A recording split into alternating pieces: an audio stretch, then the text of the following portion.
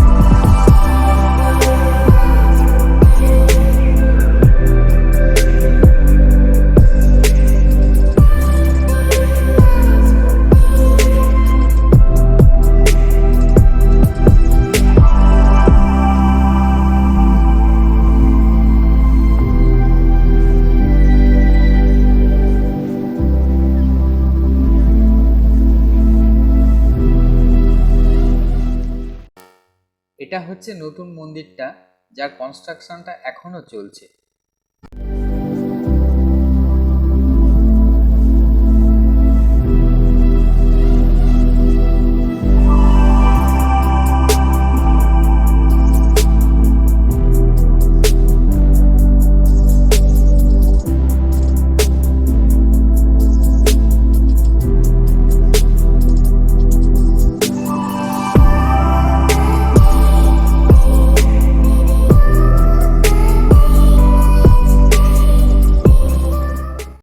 তো আজকে ঘুরতে ঘুরতে মায়াপুরে এসে গেছি। তো এসে এই যে পরাতত্ত্ব যে বাংলা যে প্রভু আছেন আর কি, প্রভুর নামটা পদ্মমুখ নিমাই দাস। আচ্ছা, পদ্মমুখ নিমাই দাসকে আজকে আমরা পেয়ে গেছি। তো খুব ভালো লাগছে, উনি অ্যাজ এ বড় একজন ইউটিউবার। তো সত্যি মানে আজকে আমি ধন্য আর কি, এতদিন ওনাকে শুধু ইউটিউবেই দেখে এসেছি। তো আজকে যে সরাসরি ওনার সঙ্গে কথা বলতে পারবো বা ওনাকে পাবো, এটা ভাবতে পারিনি আমি। আজকে হয়তো নিচক একটা খেলার ছলে এসেছিলাম, তো এসে মায়াপুরে মন্দির থেকে জাস্ট আমি ঠাকুরকে দর্শন করে এদিকে আস্তে আস্তে দেখি প্রভু বসে আছেন এখানে। তো প্রভু কিছু যদি বলেন আপনি। কৃষ্ণ শ্রীধাম মায়াপুরে সবাইকে স্বাগতম জানাচ্ছি আমরা। এটা হচ্ছে আপনারা জানেন যে আন্তর্জাতিক কৃষ্ণ ভাবনামৃত সংঘ ইসকন সারা বিশ্বব্যাপী প্রায় 750-র মতো মন্দির আছে। অনেক অনেক ইসকন সার্চ করলে অনেকে জানেন আপনারা, অনেক কিছু সারা বিশ্বে প্রচুর বিপুল প্রসার এবং প্রচার করছে কৃষ্ণ ভক্তি, চৈতন্য মহাপ্রভুর বাণী, শিক্ষাধারা। তো আমরা বসে আছি ইসকনের মূল কেন্দ্র, হেডকোয়ার্টার শ্রীধাম মায়াপুরে, যা হচ্ছে শ্রী চৈতন্য মহাপ্রভুর জন্মস্থান। আমরা মহাপ্রভুর অনুগামীরা আছি। মহাপ্রভুর জন্মস্থান মায়াপুরে আমরা আছি। হরে কৃষ্ণ। তো আপনাদের সবাইকে স্বাগতম রইল। আর আমাদেরকে তো দেখেছেন অনেকে আমাদের ইউটিউবে, যেটা বললেন। তো হ্যাঁ, আপনারা আসুন। মানে আপনার নামটা? আমার নাম পলাশ। হ্যাঁ, পলাশ মল্লিক। উনি এসছেন মায়াপুরে, আপনারাও আসুন এবং দর্শন করুন মহাপ্রভুকে। আমাদের 4টা নিয়ম আছে, 4টা নিয়ম আমরা এবং ষোলমালা যোগ করে, এগুলো হচ্ছে আমাদের বেসিক নিয়ম। সেই নিয়মগুলি আমরা সবাইকে, এটা মহাপ্রভু শিক্ষাধারা থেকে আমরা বলছি। কেন? কারণ হচ্ছে এতে কি হয়, সাধারণত সভ্য মানুষ হই আমরা। সভ্যতা ভদ্রতার লক্ষণ, সাধারণ লক্ষণ যে আমরা এই নিয়মগুলি পালন করি, শুদ্ধ সাত্ত্বিক জীবন যাপন করি। এবং আমরা কোনো কিছু বাদ দিতে বলছি না, আমরা বলছি আপনারা যা করছেন সাত্ত্বিক শুদ্ধ জীবনযাপন করুন এবং সেখানে ভগবানকে এড করুন, যুক্ত করুন, তাতেই হয়ে গেল। তো আসলে আপনি দেখাবেন তো, ঘুরে দেখাবেন মায়াপুরে নতুন মন্দিরে। প্রভু যেটা বললেন যে মানে এলেই বা এই যে প্রভুটা যে জীবনটা ধারণ করছেন, যে এই মানে এই জীবন ধারণ করলে যে সংসার জীবনে থাকতে পারবো না আমরা, বা আমাদের মায়াপুরে আমাদের 5000, মায়াপুরে সারা বিশ্বব্যাপী ইসকনে লক্ষ লক্ষ ভক্ত আছে, মায়াপুরের মধ্যে 5000 ভক্ত আছে। ইসকনের থাকেন। তো তার মধ্যে আমাদের ব্রহ্মচারী আছেন, ব্রহ্মচারী 300-400 ব্রহ্মচারী হবেন, আর বাকি সবাই হচ্ছেন গৃহস্থ ভক্তরা আছেন, এবং সকলের বাড়ি আছে। আপনি এদিকে দেখাতে পারেন, ওদিকে আমাদের গৃহস্থ ভক্ত বাড়ি আছে, থাকেন, সকলে মন্দিরে আসেন, ভক্তি করেন, প্রচার করেন। আপনারাও আসুন, দেখুন। সারা বিশ্বের মানুষ, আমেরিকান, আফ্রিকান, অস্ট্রেলিয়ান, ইংরেজ, ইউরোপিয়ান, চাইনিজ, জাপানিজ, সব দেশের লোকেরা এখানে আছে। সব দেশের লোকেরা এখানে হরিনাম করছে। আমরা বাঙালি, আমাদের গৌরাঙ্গ মহাপ্রভুর সংস্কৃতি, আমরা এই যে তিলক দেয়া, গলায় মালা পরা, ধুতি কুর্তা পরা, বাঙালির কালচার। শুধু দুর্গাপুজো এলে আমরা শাড়ি পরবো আর এই ধুতি পরে যাব মাকে দেখতে, সেরকম না। হ্যাঁ, এই যে প্যান্ট শার্ট পরা, এটা ইংরেজদের শিখিয়েছে, বুঝলে না, ব্রিটিশ। সরি প্রভু, আমি আজকে প্যান্ট শার্ট পরে আছি। তো আমরা বুঝি না, এটা ব্রিটিশ ভারত ছোড়ো, আমরা স্লোগান দিই যে আমরা ব্রিটিশের মতো, আমরা ভারতীয়, মেরা ভারত মহান। তো যদি ভারত মহান বলে ভাবেন আপনি যে মেরা ভারত মহান, আর আমরা বাঙালি, আমাদের কালচারে আমরা গর্বিত, যদি নিজেকে প্রকৃত বাঙালি মনে করেন, যদি নিজেকে প্রকৃত ভারতীয় মনে করেন, তাহলে ভারতের কালচার হচ্ছে ধুতি কুর্তা পরা, শাড়ি পরা, প্যান্ট শার্ট, মিনিস্কার্ট পরা, এটা ইংরেজরা শিখিয়েছে। চা খাওয়াটা ইংরেজরা শিখিয়েছে। বাঙালি কালচার, ভারতীয় কালচারে চা খেত না কেউ। তো ব্যাপারটা হচ্ছে, চিন্তা করে দেখি, ভাবে দেখি, যদি আমরা বলি না শুধু ওই আগস্ট মাস এলে আমরা বিজয় দিবস, স্বাধীনতা দিবস, আমরা সবাই ওই গাইব জনগণ অধিনায়ক জাতীয় সঙ্গীত গাইবো, আমরা বাকি দিন আমরা ভুলে যাবো, এরকম না। যদি আপনাদের দেশাত্মবোধ থাকে, দেশাত্ম প্রেম থাকে, যদি বাঙালি সংস্কৃতি, ভারতীয় সংস্কৃতির প্রতি প্রেম থাকে, তাহলে আপনারাও আসুন, আপনারাও আমাদের মতো, এই দেখুন আমাদের যে সংস্কৃতি বিদেশিরা পালন করছে। একদম। হ্যাঁ, আপনারা যারা আছেন বর্তমানে, আমাদের ভারতীয়রা এই বিদেশিদের সংস্কৃতি পালন করার চেষ্টা করছে। তাহলে আমরা কেন পারবো? কিন্তু আমরা বলছি ভারতীয়রা বিদেশি সংস্কৃতির পেছনে ছুটছে, আর এখানে বিদেশিরা এসে আমাদের ভারতীয় বাঙালি সংস্কৃতি গ্রহণ করছে। এই যে বিদেশি মেয়েরা, আজকালকার মেয়েরা যেরকম কাপড় পরে, পোশাক পরে, বা যেরকম কালচার, এখানে দেখুন বিদেশি মেয়েরা, বিদেশি মাতাজিরা, স্ত্রীরা, তারা শাখা সিঁদুর পরছে। চিন্তা করতে পারেন, বিদেশি মাতাজিরা শাখা সিঁদুর পরছে, শাড়ি পরছে, গলায় মালা দিচ্ছে, তিলক দিচ্ছে, আর আমরা লজ্জা পাই। বিদেশি লোকেরা এখানে দেখুন, গোবিন্দতে বসে আছি আমরা, গোবিন্দ অনেক সুন্দর সুন্দর মহাপ্রসাদ আছে, আপনারা আসেন, গোবিন্দতে মহাপ্রসাদ গ্রহণ করবেন, অনেক কিছু আছে, মায়ের পূজন ঘুরে দেখেন আপনি। তো প্রভুর সঙ্গে আজকে দেখা হলো, তো দেখে খুবই ভালো লাগলো। তো প্রভুকে হয়তো খুব তাড়াতাড়ি আমরা আমাদের শহরে পাবো, মানে আমার নিজের শহরে খুব তাড়াতাড়ি হয়তো পাবো, যদি প্রভু আর কি দয়া করেন আর কি। হ্যাঁ, আমরা কালনাতে যাবো, কালনাতে প্রভুরা কালনা থেকে আছেন, কালনায় যাবো এবং মহাপ্রভুর দর্শন করবো, আপনাদেরকেও দেখাবো। একদম, আমি আছি। জয় হোক, হরে কৃষ্ণ।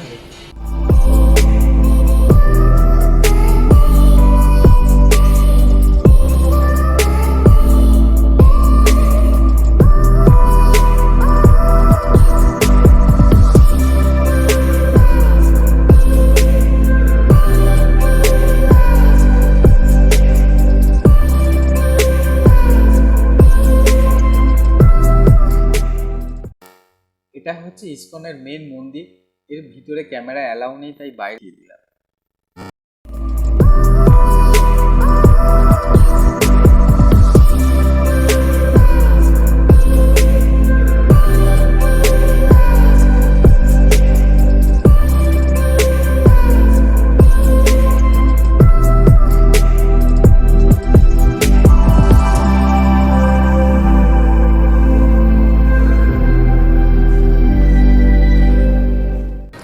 এটা হচ্ছে মহাপ্রসাদ খাওয়ার জায়গা।